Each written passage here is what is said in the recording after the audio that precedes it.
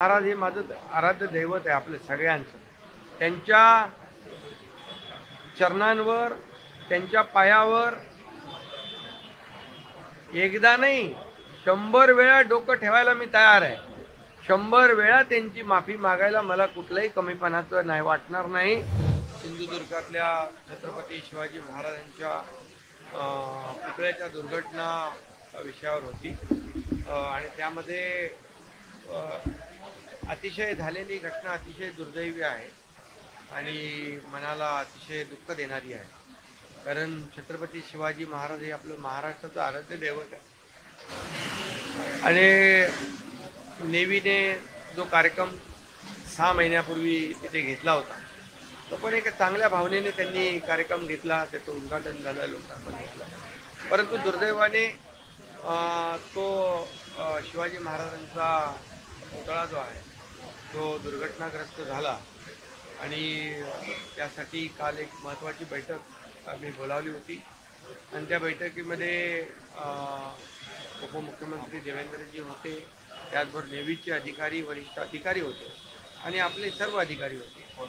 त्या बैठकीमध्ये सगळ्यात महत्त्वाचं म्हणजे एक 2 जॉईंट कमिटी आपण केली. एक जॉईंट कमिटीमध्ये पुतळा दुर्घटनाग्रस्त झाला त्याची चौकशी आणि कार्यवाही जी काय आहे आणि दुसरी जी समिती आहे ती त्यामध्ये देखील आपले तज्ज्ञ असतील, ज्यांना शिवाजी महाराजांचा पुतळा बनवण्याचा अनुभव असेल, शिल्पकार असतील, IIT असेल, इंजिनियर आहेत, आर्किटेक्ट आहे आणि नेव्हीचे अधिकारी असे मिळून दुसरी एक जॉईंट कमिटी केली आहे आणि त्या कमिटीच्या माध्यमातून दोन्ही कामं ही जे काही पॅरलल होती, कारण शेवटी शिवभक्तांच्या भावना तीव्र आहेत. लवकरात लवकर शिवाजी महाराजांचा पुतळा या ठिकाणी उभा राहिला पाहिजे ही भावना जनसामान्यांची आणि महाराष्ट्रातल्या तमाम जनतेची आहे.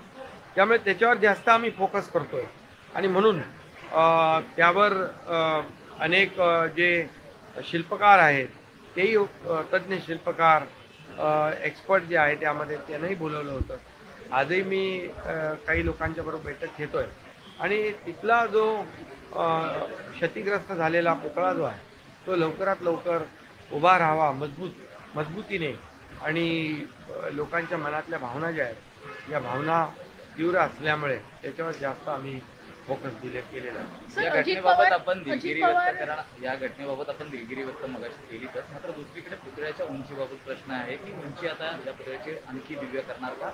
दीपक केसरकरांनी देखील तसं काही मागणी केली आहे? नाही, यामध्ये जी आता तज्ज्ञ समिती आहे तिथलं वातावरण, तिथलं हवामान, तिथला वाऱ्याचा वेग या सगळ्या गोष्टींचा विचार करून आता जो शिवाजी महाराजांचा भव्य दिव्य पुतळा उभा राहील तो म्हणजे कायमस्वरूपी त्याला एकदम मजबूत आणि भक्कम अशा प्रकारचा पुतळा उभा राहील, कारण ही तज्ज्ञ समिती त्यामध्ये निर्णय. पण प्रश्न असा आहे की विरोधी पक्ष आहेत तुमचे ते खूप आक्रमक झाले, ठिकठिकाणी आंदोलन करता आहेत, मोर्चे काढता आहेत, मौनव्रत ठेवत आहेत आणि तुम्ही माफी मागावी अशी देखील ती मागणी वारंवार करतात. नाही बघा, याच्यामध्ये झालेली घटना अतिशय दुर्दैवी आहे.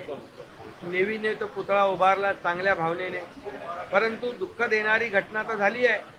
परंतु मला एवढंच सांगायचं आहे, राजकारण खरं म्हणजे झालेली घटना दुर्दैवी आहे, पण त्याचं राजकारण करणं हेही त्याहीपेक्षा दुर्दैवी आहे.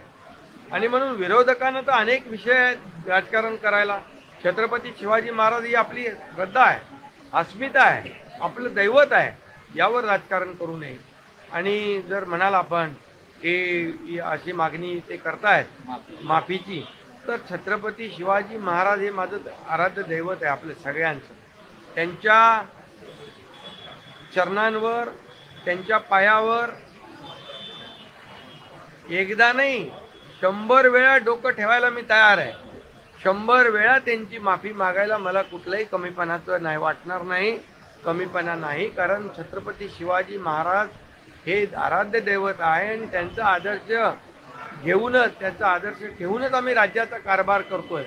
त्यामुळे मी त्यांच्यासमोर नतमस्तक होतो आणि विरोधकांना देखील सांगतो की छत्रपती शिवाजी महाराजांनी विरोधकांना देखील सुबुद्धी द्यावी आणि हा छत्रपती शिवाजी महाराजांचा रुबाबदार असा पुतळा लवकरात लवकर उभा कसा राहील यासाठी विधायक काय ते तुम्ही या ठिकाणी विरोधकांनी सांगितलं पाहिजे, सहकार्य केलं पाहिजे.